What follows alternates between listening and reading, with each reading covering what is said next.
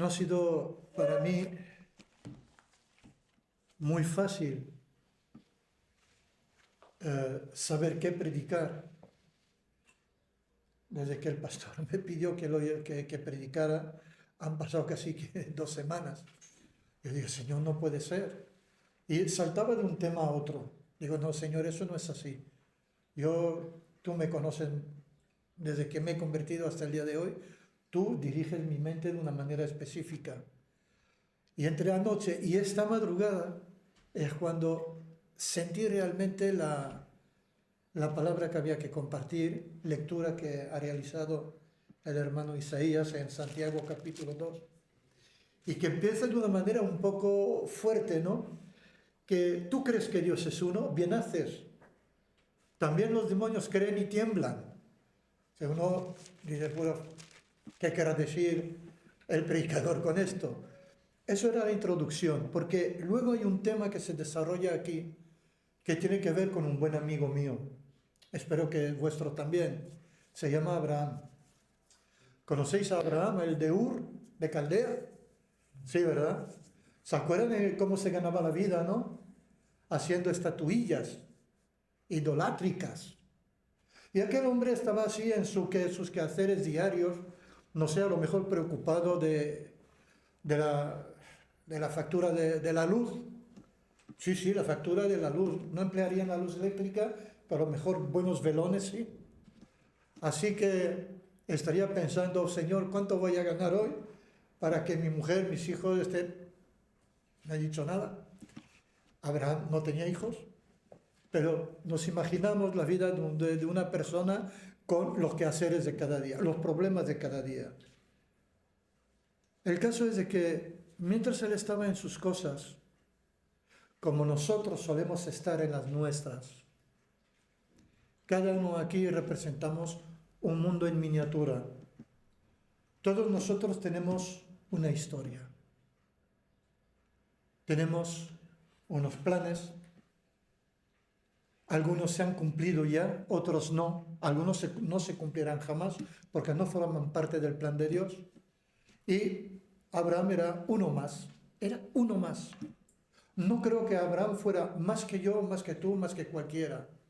Era una persona en medio de una sociedad con una vida hecha y que no esperaba nada más, o sí esperaba algo más. Espero que todos nosotros esta mañana deseamos algo más. Máxime que somos hijos de Dios por medio del sacrificio de Jesús en la cruz. Por lo tanto, nos ha abierto a una nueva experiencia, una experiencia gloriosa en medio de un mundo muy problemático. Y tenía mucha razón nuestro hermano Martín cuando decía que estamos viviendo un tiempo muy estresado, un tiempo de mucha confusión, de muchas peleas de todo tipo, y ahí estamos nosotros en medio, y queramos o no, algo nos influencia también, porque lo que pasa a nuestro alrededor forma parte directa o indirectamente a nuestra forma de vida. Entonces, nuestro carácter, que está siendo formado hoy en día por medio de la obra del Espíritu Santo, puede vivir diferentes estados. Estados de acercarnos más a Dios, o bien dejarnos estancados, o incluso queremos retroceder unos pasos. Él como dice, voy a retroceder para saltar mejor. Pero al fin y al cabo el salto es el salto. Por mucho que te adelantes, te retrases, el salto va a ser el mismo. Ni vas a ganar más ni menos saltando. ¿Por qué digo esto? Porque Abraham estaba en todo esto. Y Abraham es una persona muy peculiar para nosotros. En el versículo 23 nos dice el relato sagrado que se cumplió la escritura que dice, Abraham creyó a Dios. Abraham creyó a Dios y le fue contado por justicia y fue llamado amigo de Dios. En el libro de Isaías hay una referencia a este hecho. como Isaías habló a sus compatriotas de que Abraham era amigo de Dios. Yo quiero lanzar una pregunta. Supongo que me vais a decir que sí. ¿Hay alguien aquí que le gustaría ser considerado amigo o amiga de Dios? A mí me gustaría que el Señor me considerara un amigo. Pero no un amigo cualquiera, no un amiguete. No el amiguete de turno que cuando lo ves por la calle pues le saludas, ¿qué tal estás? Muy bien, ¿y tú? Bien, ¿y la familia? Bien. Ah, ¿todo bien? Sí. Ah, bueno, pues hasta luego. No, el amigo, el que se acerca a ti y que te propone un tiempo de comunión, que se interesa por ti, que quiere saber cómo te ha ido de verdad. Como algunas veces yo he experimentado esto, porque me gusta experimentar la palabra de Dios, de encontrarme con alguien y preguntarle, pues eso, ¿cómo estás? Pues bien. No, te he preguntado cómo estás. No te entiendo. No, que tú me digas que estás bien, lo sé, es lo que todo el mundo decimos. Porque no queremos molestar, normalmente no queremos molestar, no queremos exteriorizar lo que somos, lo que sentimos y tal. Pero, dime cómo estás. Bueno, hermano, ya que me lo preguntas de esta manera, y entonces ya empieza a abrir su corazón y te cuenta. Eso es un amigo que se preocupa por otro amigo. Ese es Dios cuando viene a nuestra vida, cuando vino a la vida de Abraham. Y le propuso una experiencia de vida a Abraham. Yo creo que cuando Jesucristo, por medio de su Espíritu Santo, vino a nuestros corazones, venía con el deseo de ofrecernos una nueva experiencia, una experiencia de vida. A veces pensamos de que una experiencia de vida debe de basarse sobre algunos hechos muy prodigiosos, muy grandes, y sin embargo no siempre es así. No siempre es así. Los que conocen la historia de Charles Spurgeon, por ejemplo, sabrán perfectamente que él se convirtió en una iglesia que no tenía una grande membresía. Sin embargo, Spurgeon llegó a ser un avivador, un hombre que conocía los principios profundos de la Escritura, y el Señor quiso utilizarlo, simplemente. Le propuso una experiencia de vida y él entró. Y en una cierta conferencia había un cierto número de predicadores, de pastores, de personajes llamados importantes a nivel eclesiástico. Y el que abría la conferencia era un pastorcito ya mayor, muy corto de palabras, y el que estaba sentado al lado de Spurgeon le dio así con el codo y le dijo, ¿te has fijado? Mira, este no sabe ni hablar, no sabe hacer la O ni con un canuto. Y Spurgeon le dijo, dice, sí, cuidado, que este hombre que está hablando es mi pastor. Yo soy fruto del ministerio de este hombre. Y todo lo que yo he podido hacer en mi vida, el alcance de mi ministerio, ustedes saben de que él tocó millones de personas a través de lo que el Señor le reveló. Dice, todo esto se lo debo a él. Él fue el hombre que Dios usó para formarme a mí. Por lo tanto, este pastor es padre espiritual de todos aquellos que han venido a Cristo a través de mi ministerio. No existe un llamado pequeño. Quitémoslo eso de nuestro vocabulario. Hasta la persona más humilde en Cristo es un gigante en este mundo.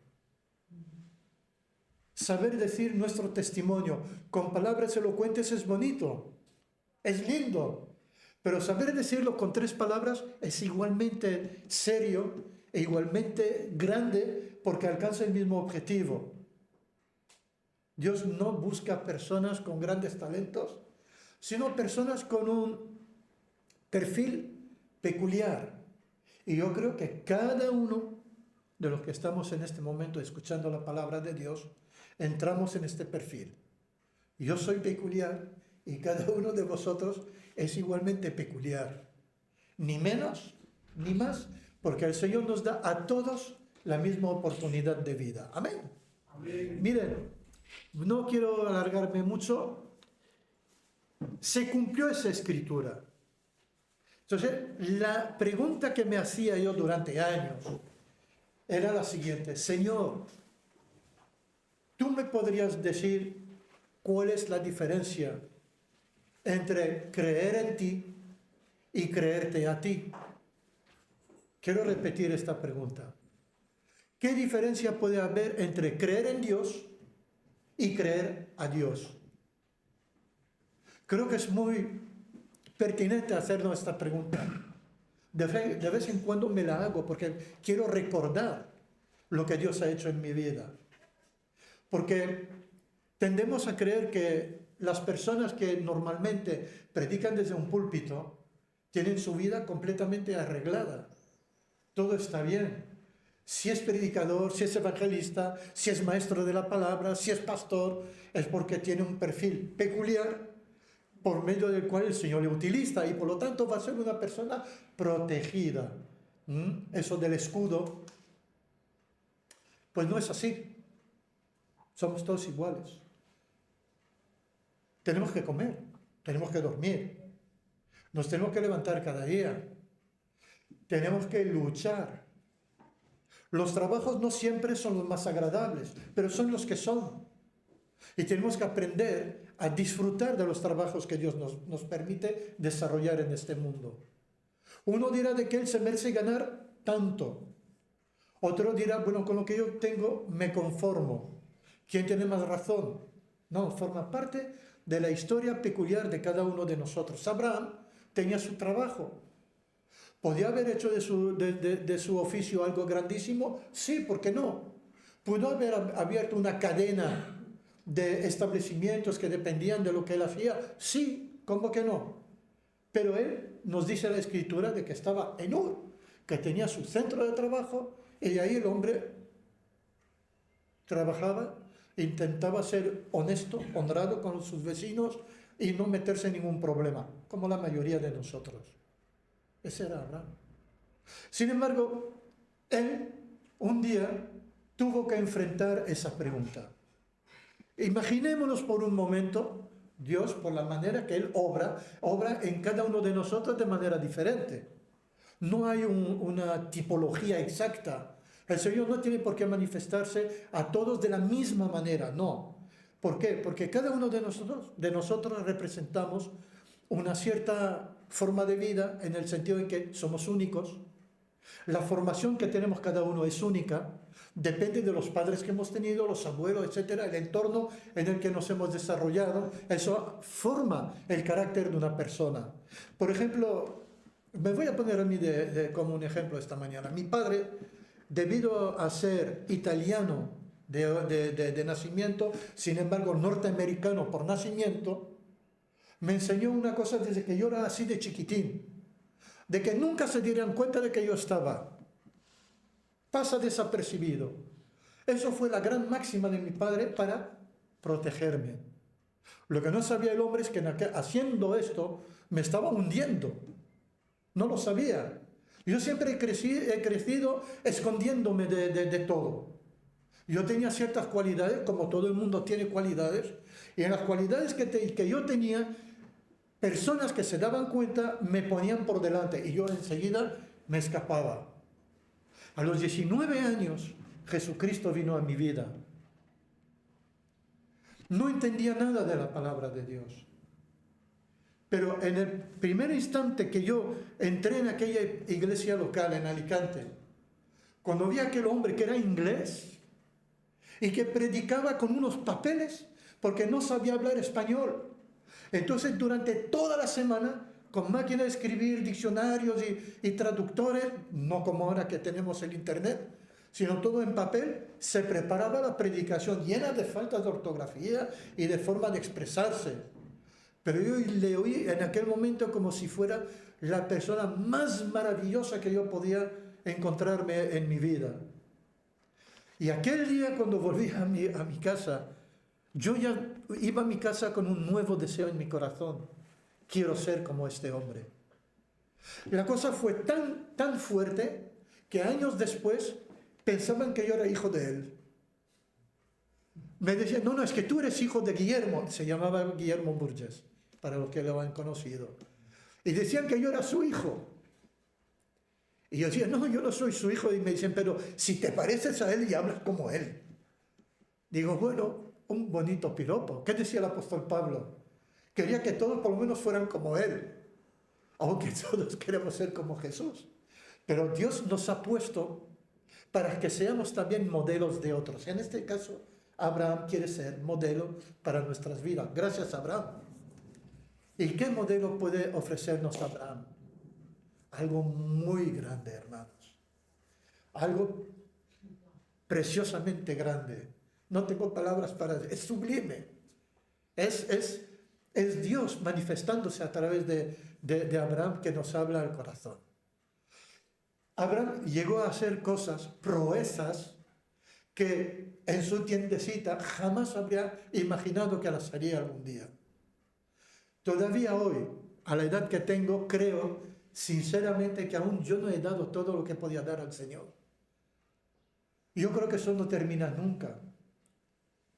Recuerdo de muchas experiencias que he atravesado en la vida hasta este momento, de encontrarme juntamente con mi esposa en situaciones verdaderamente, algunas de ellas locas totalmente, y ver cómo Dios ha obrado. ¿Por qué? Porque lo que tenía Abraham nos lo da a nosotros. Abraham solamente es una figura, es un prototipo. No es un ser separado de los demás, que eso es de Abraham y nadie más puede hacer lo que él hizo. No, eso no va por ahí. La palabra de Dios es un modelo de vida. Cada personaje que entra en la palabra de Dios están puestos ahí para nuestra edificación y para el progreso de nuestra vida. Yo siempre he estado interesado en saber cuántas promesas hay en la Biblia. Pensé durante varios años que habían como 3.000 promesas. Oye, no está mal 3.000. Pero hay otro estudioso que dice, no, son 3.563. No, pues gloria a Dios. Pero luego surgió otro que habló de 7.000. Y la última vez que lo miré, se habla que hay más de 8.000 promesas en la Escritura que abarcan todo el ámbito de nuestra vida.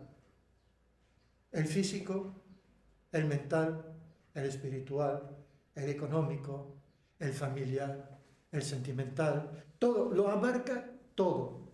Eso significaría, por lo tanto, que cualquiera que sea nuestra experiencia en este momento, Dios tiene una palabra específica para cada uno de nosotros.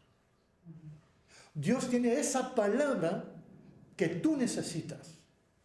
Y esta palabra se encuentra en este libro tan maravilloso que durante generaciones y generaciones el enemigo de Dios ha querido destruir, y hoy por hoy está tan extendido de que si alguna vez pensó que se podía destruir, que se le quite la idea, porque gracias a Internet está en todos los lugares del mundo.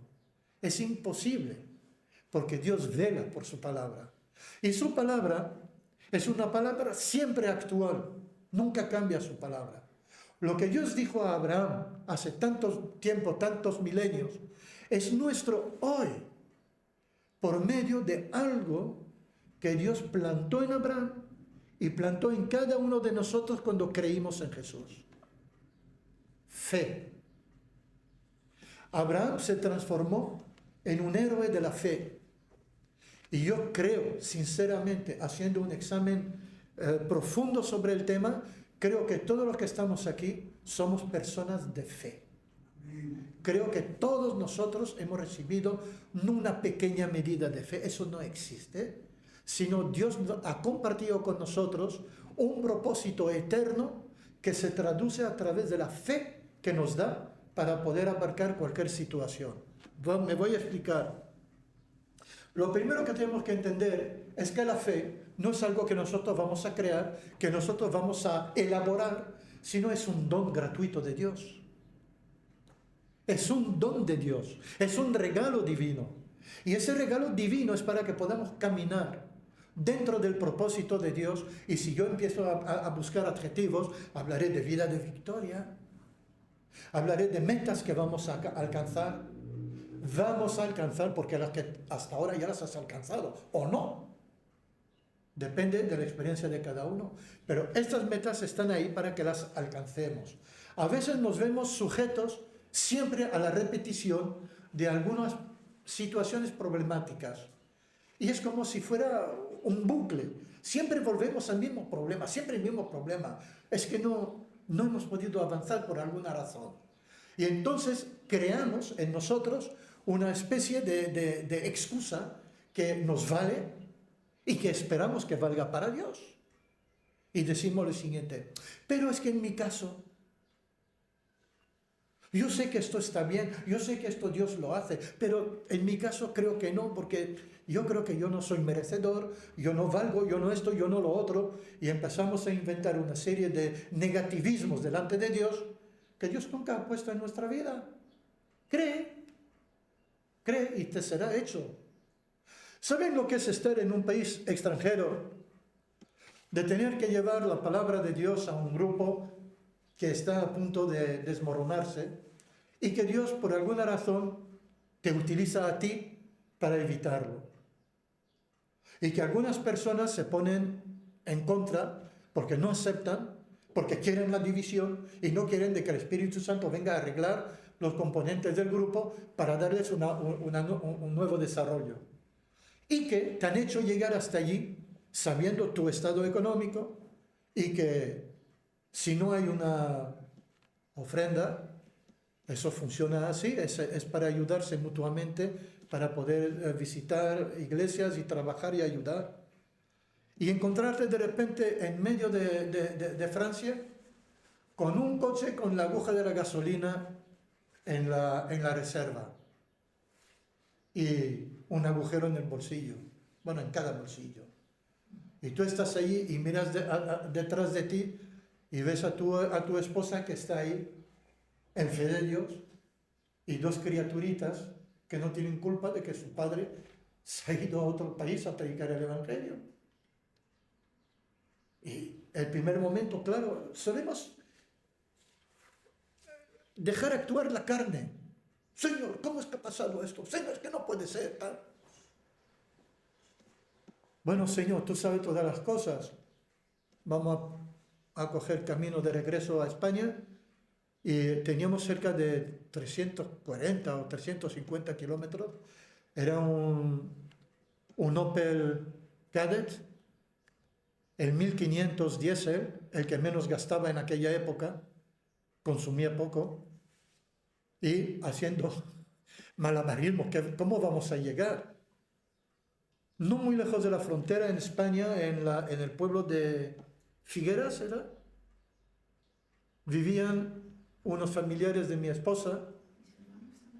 Figueras es la frontera entre Francia y España. No muy lejos de la Junquera, unos 20 y tantos kilómetros de la Junquera. Y yo miraba eso, digo, aquí tenemos gasoil para unos 30 kilómetros. Y me acordé de un buen amigo cristiano que tengo en Alicante, Abel Limiñana, que en el tiempo de servicio militar, hace tiempo de esto, tenía que venir de Madrid y no tenía tampoco gasolina para el motor. Y me había dicho en aquel tiempo que oró a Dios y que llegó a Alicante con un coche en reserva. Entonces yo oré de esta manera y dijo: Señor, tú eres el Dios de Abel y el Dios de Abel es mi Dios también. Si tú llevaste a Abel a Alicante, llévanos a donde la familia de mi mujer. Recorrimos cerca de 50 kilómetros con la aguja de la reserva completamente abajo, que saben que hay como un puntito que sobresale para que la aguja no vaya más para abajo, porque si no yo creo que la aguja se pierde.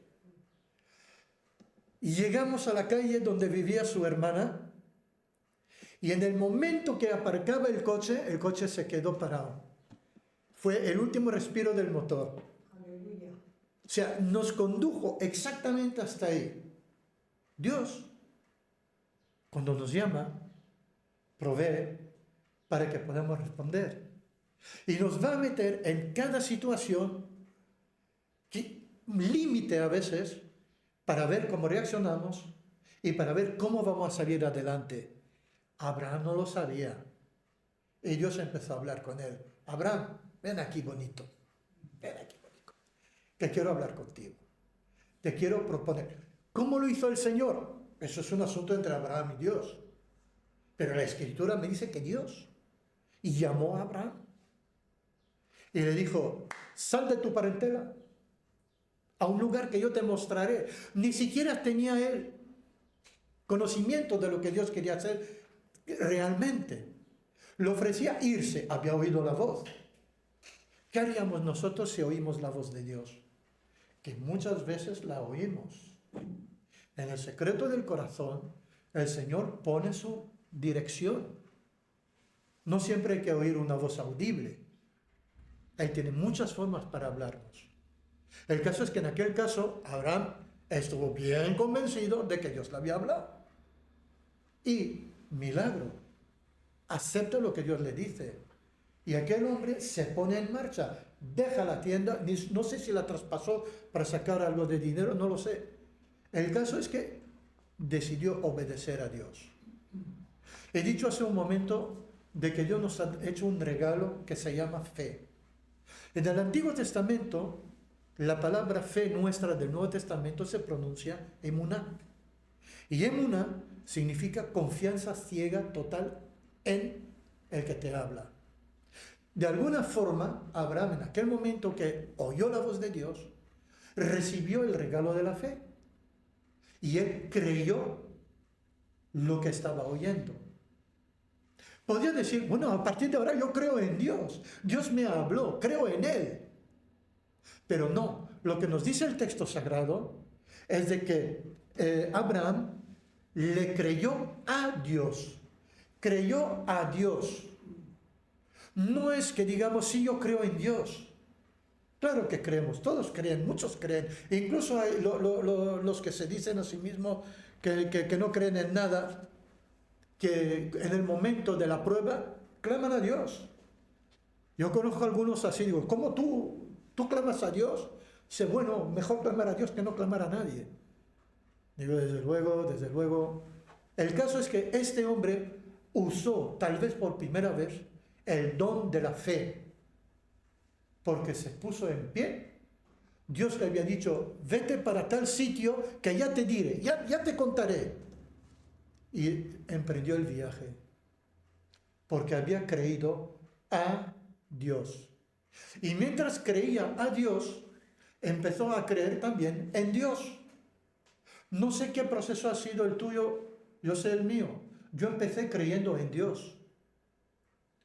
Luego, Él aumentó mi capacidad para entender lo que es la fe, para entender lo que es confiar en Él. Y poco a poco, yo empecé a confiar mi vida a Dios. A creer a Dios. Unas 8.000 promesas hay en la Biblia. ¿No habrá alguna para ti? ¿Te va a llevar Dios a los confines de la tierra? No, ¿por qué? Hombre, si lo hace mejor, verás gente nueva. Tenemos un amigo que llegó a ser pastor aquí en Alicante por un tiempo, cuyo deseo era irse a China a predicar. Fue en aquellos años en que los chinos venían a España y abrían sus comercios. Y una vez estaba él y nos explicó lo siguiente, en Madrid, estaba en una conferencia que había en Madrid, y conferencia pastoral, y ahí empezó a orar, Señor, tú conoces mi corazón, mándame a China, estoy preparado, mándame a China, ya estoy preparado. Incluso, Señor, ya sé unas palabras en chino. Y entonces un pastor que estaba ahí viene, se sienta a su lado y dice, tengo una respuesta de Dios para tu vida. Ah, sí, ¿qué te ha dicho Dios? Dios te dice que entres el primer comercio chino de tu barrio. Y fue al comercio chino y empezó a predicar el Evangelio. Y nos contó que poco después, un pequeño grupo de chinos empezaban a reunirse que querían aceptar a Cristo. A veces China está a la puerta de la esquina. ¿Qué quiere Dios de cada uno de nosotros? Él sabe. Y puede ser que en tu corazón tú sepas a qué Dios te está llamando, además de ser un creyente. Somos creyentes, vamos a la iglesia siempre que podamos, si podemos ir todos los días de la semana, vamos a cada reunión. Que no, por lo menos no queremos faltar a la reunión del domingo. Dios está haciendo su obra en cada uno de nosotros. Y aunque algunos no van a tener la posibilidad de una grande obra, no sé si podemos usar este término, porque para mí todo es grande, deja que el Espíritu Santo te comunique lo que Él quiere. Estuvimos en otro viaje en Francia, que fue cuando nos casamos. El pastor con quien estábamos nos llevó a una iglesia en Nimes, creo que fue en Nimes, que pernoctamos en casa de una hermana que ni siquiera tenía váter en la casa. Era como una especie de garaje que habían hecho como una casita y con perdón todo se resumía a un cubo con un gel especial para matar el olor. Era ya mayor ella y era una persona llena de entusiasmo y de fe. Y a través de ella aprendimos de una creyente que en la Segunda Guerra Mundial había vendido muchos judíos a los nazis. Y mientras estaba haciendo esto, ella aceptó a Cristo como su Señor y Salvador. No podía reparar lo que había hecho, pero se ofreció al Señor para servir a Dios orando por todas las necesidades que pudiera haber alrededor del mundo.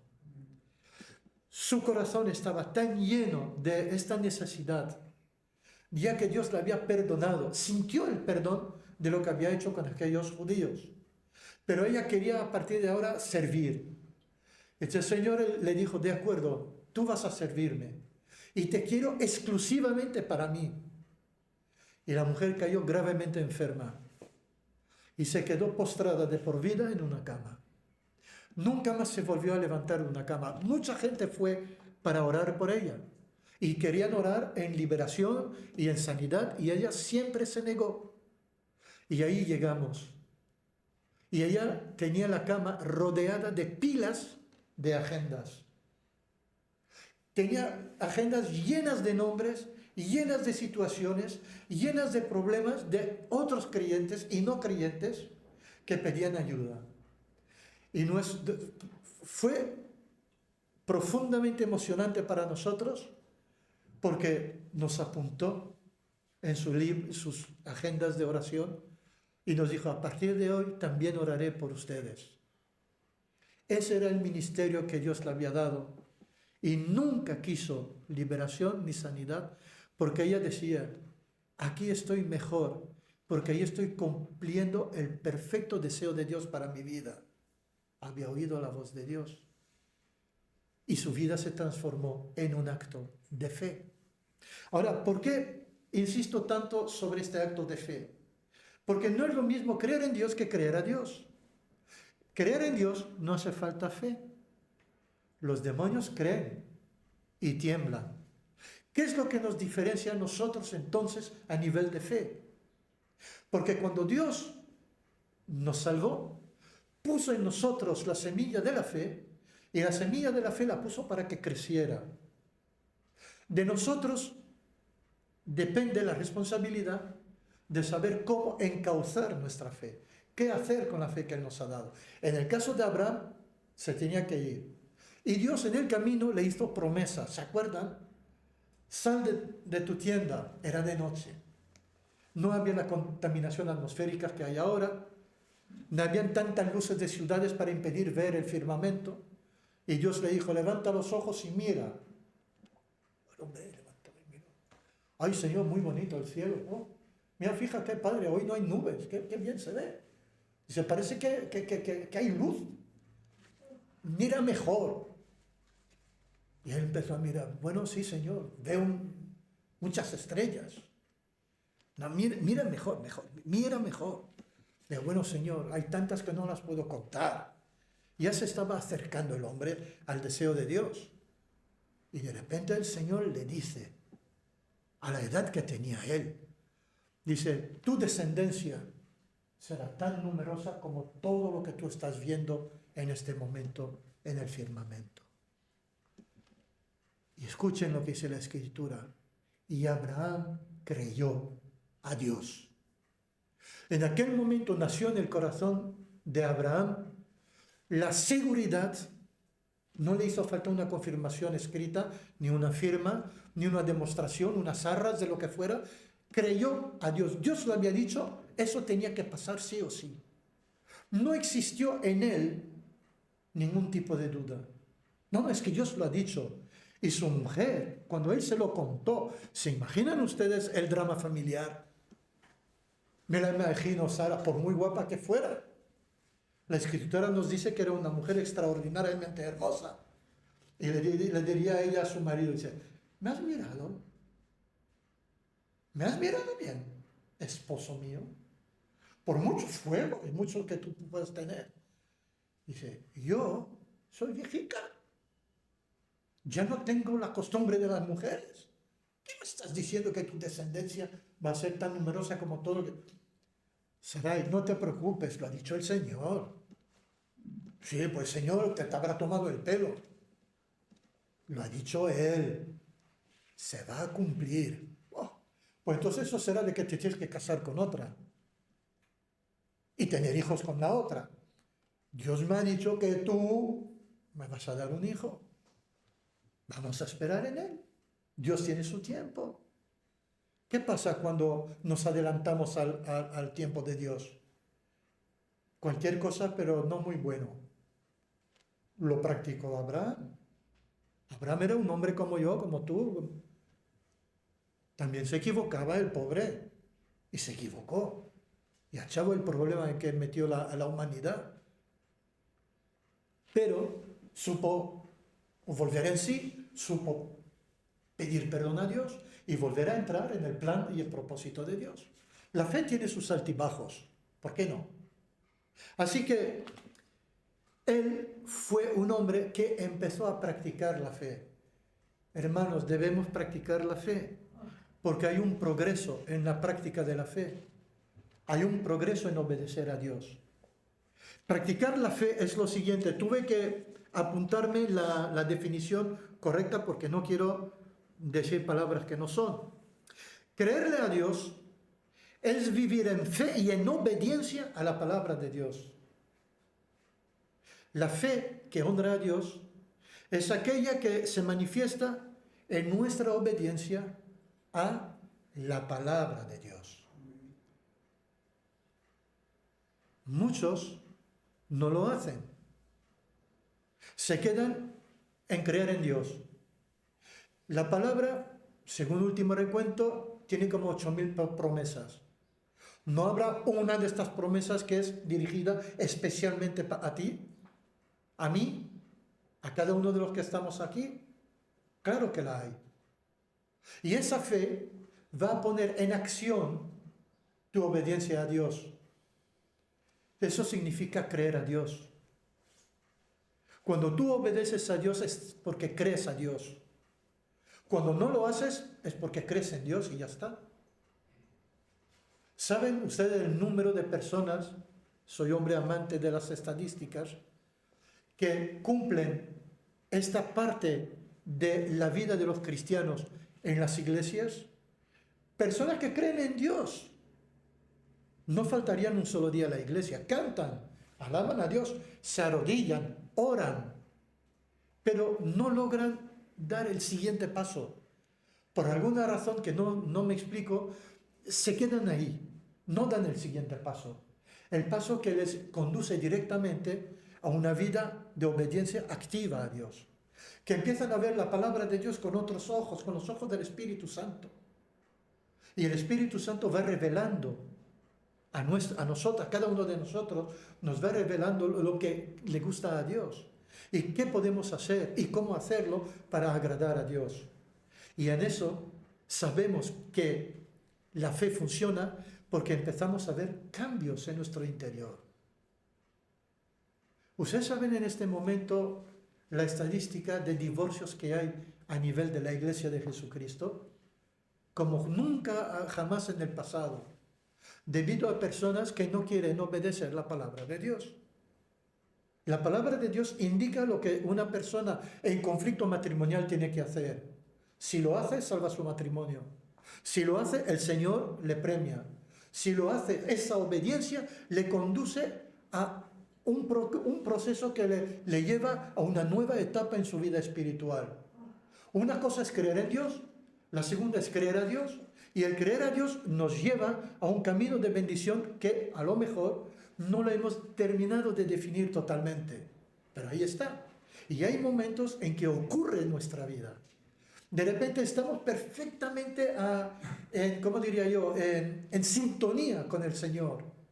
Y entonces su palabra llega a nosotros con facilidad y descubrimos que la podemos obedecer fácilmente. Y entonces ocurren cosas, ocurren milagros. Para mí, hasta la cosa más pequeña es un milagro de Dios. No tenemos que pensar que un milagro tiene que ser forzosamente que se levante un muerto. Puede ser cualquier detalle en tu vida. Esa batalla que tienes contigo mismo hoy. Por ejemplo, un carácter irascible. Una persona que salta por nada. Y aquel día estás en sintonía con Dios. Y cuando viene la ira a tu vida, de repente la puedes apartar. Porque la palabra de Dios está actuando en ti. Los mansos, que es la contrapartida a la ira y al orgullo, etc. Y descubres una dimensión de vida que dice, oh Señor, quisiera siempre poder ser así. Pues trabájalo, porque eso es la fe. La fe activa trabaja lo que Dios nos pone por delante. Él lo hizo, y si Abraham lo hizo, ¿por qué no lo voy a hacer yo? ¿Por qué no lo vas a hacer tú? Sin necesidad de ir de nuevo a Canaán. Tal vez tu Canaán está en el lugar donde tú vives, en tu casa, en tu familia, en la sociedad que te rodea. Ahí empieza nuestro Canaán. Por eso Jesús a los discípulos les dijo, me seréis testigos, primeramente, ¿dónde? En Jerusalén. ¿Por qué? Porque estaban en Jerusalén. Y luego va ampliando el círculo, hasta por fin llegar a los confines de la tierra. Y hemos llegado a los confines de la tierra. A través de los siglos el Evangelio ha llegado a los confines de la tierra. Se ha cumplido el propósito de Dios. De nosotros depende de que ahora esa palabra permanezca y crezca. Señor, aquí estamos y nos ofrecemos para ello. Así que, amados míos, una vida de obediencia a Dios. ¿Saben lo que pasa cuando hacemos esto? Recibimos una recompensa. Tú has oído a algunos que dicen, Señor, yo con tal de llegar al cielo, hazme barrendero del cielo, me conformo con eso. Yo lo he oído más de una ocasión. Le digo, mira, es muy bonito lo que tú quieres, pero es imposible. Ay, hermano, no me digas esto, ¿cómo es imposible? Digo, en el cielo no hay polvo. Es un lugar impoluto. Santo. ¿Cómo va a haber polvo? El polvo se queda en la tierra. Hay recompensa. La palabra de Dios lo promete. Las distintas coronas que hay. Lucha por las coronas. Lucha por todas si puede ser. No te conformes. Dicen que la primera corona es la corona de la vida. La corona de la vida tiene que ver con el sacrificio de Jesús. Y uno dice, ¿es lo más grande? Sí, lo es. Pero aún así sigue siendo el punto de partida. Sobre esto, Dios empieza a edificar en nuestra vida por medio de su Espíritu Santo. Y hay una serie de premios que nos esperan. Mira, yo los quiero todos. Y no es que sea egoísta. Porque yo no puedo quererlos todos, pero es que cada cristiano puede querer todas las promesas de Dios y todos los premios. Trabaja para conseguirlo. No lo dudes, porque es su promesa, es lo que Él quiere hacer. Y entonces De repente cambió todo para Abraham. Escuchen lo que puso aquí. Creyó a Dios y le fue contado por justicia. Le fue contado por justicia.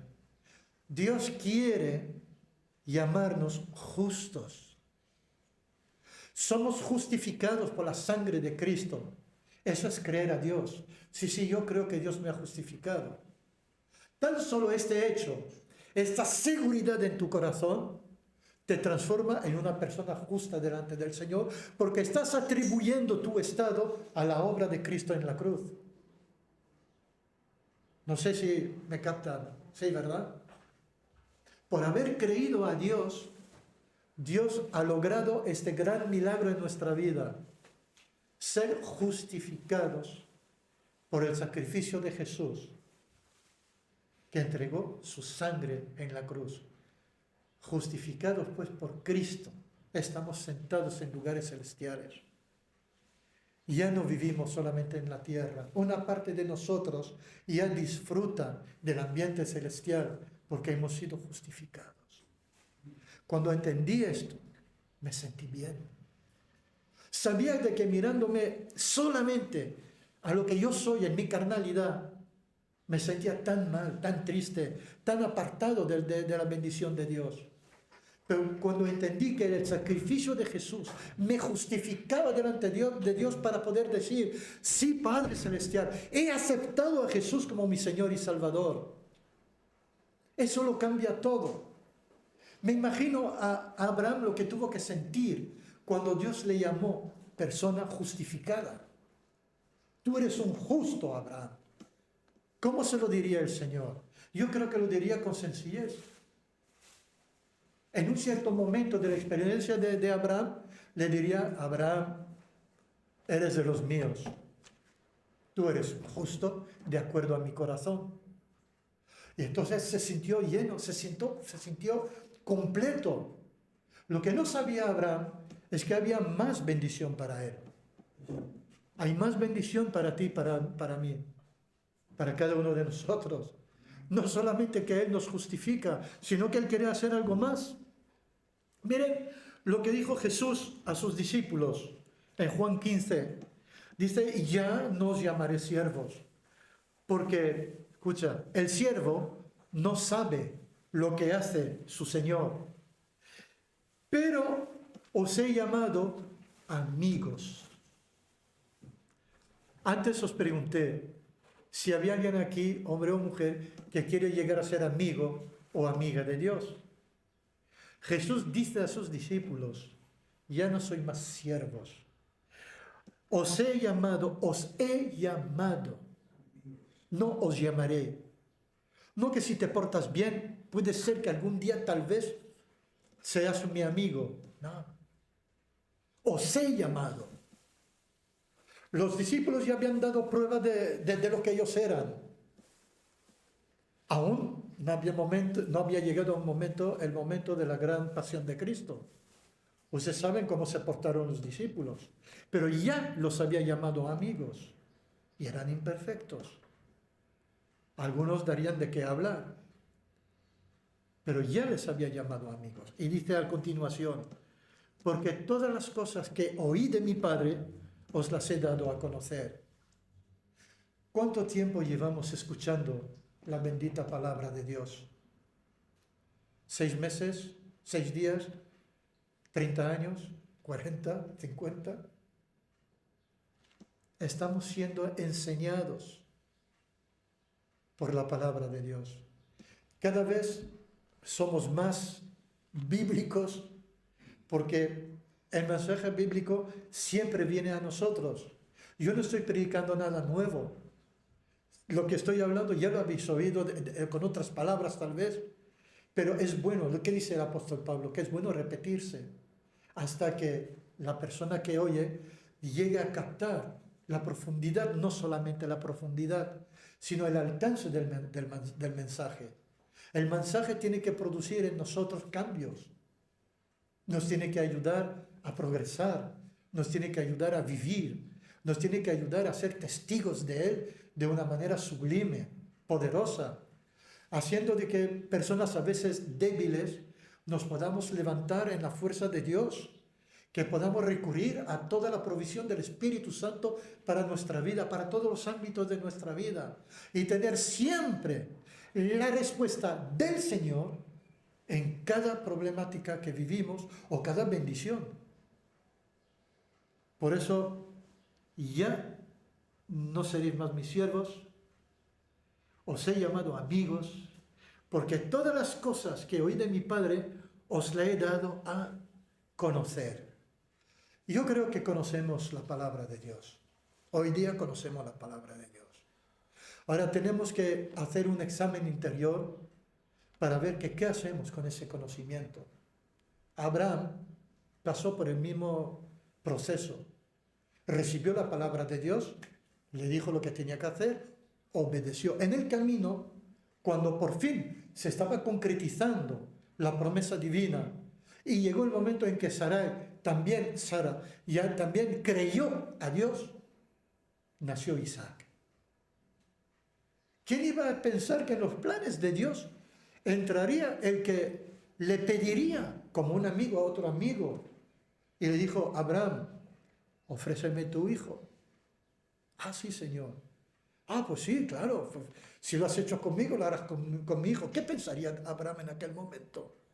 Que Dios tenía también un propósito grande con su hijo. Y Dios le tiene que aclarar el concepto. Dice, no, sacrifícamelo. Lo quiero como sacrificio para que realmente tú eres ahora mi amigo. Tú eres justo y demuéstrame que eres mi amigo. Dame lo más grande que tienes en tu vida. Dame a Isaac. Y le dio a Isaac. La palabra de Dios dice que no puedo ahora referirme bien a los vocablos hebreos que aparecen en el relato, pero parece ser que indican de que cuando él recibió de Dios esta encomienda, Abraham recibió una fe como un pedernal, es decir, algo inamovible, algo que nadie ni nada podría cambiarle. ¿Por qué?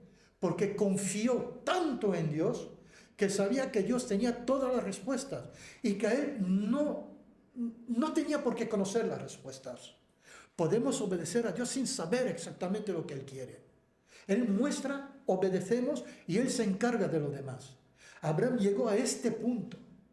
Cuando Él va a ofrecer a su hijo y levanta el famoso cuchillo, como se llame, el cuchillo de ritual, y que lo va a clavar en el corazón de su hijo o le va a degollar, dice que Dios detuvo su mano cuando ya el gesto estaba empezando a hacerse. O sea, no es de que él levantó así y Dios le dijo, para, no, está muy bien. Sino que cuando él comenzaba el movimiento que iba a acabar con la vida de su hijo. Y es ahí donde él llegó a ser ese amigo tan entrañable, tan especial para Dios. Y que llegó a ser para todas las generaciones venideras la forma en que le llamarían Padre de la fe. Ese es el modelo que Dios nos propone imitar, de que podamos llegar hasta las últimas consecuencias con las promesas de Dios. Las entendamos o no las entendamos. Señor, ¿por qué me está pasando lo que me pasa? Señor, ¿qué es lo que hay aquí? ¿Por qué me pasa esto? Transformemos el por qué por el para qué. ¿Para qué me pasa esto? ¿Cuál es tu propósito? ¿Cuál es tu plan? ¿Cuál es tu deseo para mi vida? Eso creo que es la palabra de bendición que todos necesitamos en estos tiempos. Lo he oído mientras estábamos alabando y adorando a Dios en las distintas intervenciones del hermano del estado actual en que se encuentra el mundo. El mundo necesita la iglesia de Jesucristo. Una iglesia bien cimentada sobre los principios del reino de Dios. ¿Saben? Una de mis oraciones preferidas, necesarias, es que el reino de Dios, ¿qué es? ¿Es un reino de qué? De justicia, de paz y de gozo en el Espíritu Santo. ¿Saben? No puede existir justicia y paz. Paz y gozo si no hay justicia primero. Y cuando hay una justicia verdadera, Entonces se engendra paz. Y a su vez la paz engendra gozo. Y el único lugar donde podemos encontrar la realización de esto es la iglesia de Jesucristo. ¿Por qué? Porque conocemos cada día más a Dios. No en su totalidad, es imposible. Dios en este aspecto es demasiado grande, demasiado vasto, demasiado maravilloso para que podamos entenderlo totalmente. Pero sí que podemos entender que en el cielo la justicia es perfecta. Y los ángeles, arcángeles, querubines, seres celestiales disfrutan de justicia, de paz y de gozo. Y Dios quiere que en su iglesia ocurra lo mismo. Nosotros somos los herederos de la justicia de Dios y la podemos manifestar a través de una vida entregada a Él hasta las últimas consecuencias. Hoy estaba viendo un documental sobre los 12 apóstoles y cómo llegaron a morir por su fe en Cristo. Yo decía, ay Padre, si yo pudiera por lo menos ser la milésima parte de uno de ellos. Y luego pensé, pero Stefan, ¿qué estás diciendo? Tú puedes lo mismo que ellos. Tú, yo, todos somos llamados a lo más grande de Dios. Quiero terminar, hermanos, con un texto en el libro de Romanos, capítulo 1, versículo 17, donde nos dice el apóstol, porque en el Evangelio la justicia de Dios se revela por fe y para fe. Como escrito está, el justo por la fe vivirá. ¿Fe en Dios o creer a Dios? Esta es la pregunta. Ay, amados, el Evangelio de Jesús es lo más maravilloso y más grande que llegó a nuestra vida. Nunca jamás llegará un texto parecido al texto bíblico. El texto bíblico tiene la firma de la sangre de Cristo muriendo en la cruz por nosotros y resucitando de entre los muertos para justificación nuestra. Hemos sido justificados por Jesús. Avancemos, crezcamos, maduremos en las experiencias que Dios quiere que vivamos todavía. Queda mucho por vivir todavía. No hace falta, ya me repito en este momento, no hace falta esperar el momento de grandes acciones. Hay un antiguo himno que lo dice, no esperes nunca las grandes acciones, sino que en tu diario vivir, simplemente, con sencillez, podemos vivir toda la dimensión gloriosa del Evangelio. Aquí está, unas 8,000 promesas. ¿Cuál es la promesa que tú necesitas hoy? ¿Qué es la fe? Hebreos 11:1. La fe es pues la certeza de lo que se espera, la convicción de lo que no se ve. Yo he encontrado una interpretación o traducción de este mismo versículo que me gustó mucho, me llamó mucho la atención. ¿Qué es la fe? La fe es saber lo que tienes que hacer y hacerlo. ¿Por qué? Porque nuestra fe se basa en la voluntad de Dios. Y la voluntad de Dios se manifiesta a través de su palabra. 8,000 promesas. Bueno, si creen que estoy exagerando, pues quédense con las 3,563, que también hay para recibir bendición de parte de Dios. ¿Ahí habrá una tuya? Claro que sí, no una, muchas.